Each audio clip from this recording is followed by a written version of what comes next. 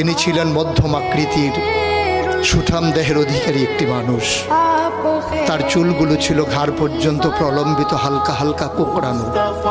তিনি যখন চুলের ভিতরে তৈল দিয়ে আছড়াতেন মনে হতো মৃদুমন্দ ঢেউ দেখা যায়।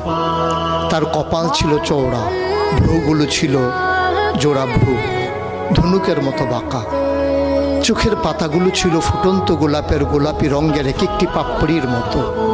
তিনি কখনো বা যখন চোখের পলক ফেলতেন মনে হতো মৃদুমন্দ বাতাসে গোলাপ পাপড়ি যেন দোল খাচ্ছে।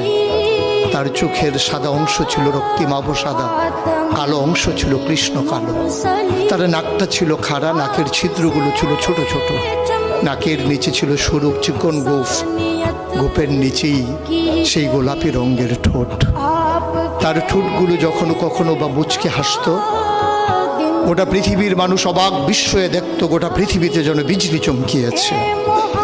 তিনি কখনো বা যখন এই রাস্তা দিয়ে হেঁটে যেতেন, 1 মাস পরেও কখনো যখন সাহাবা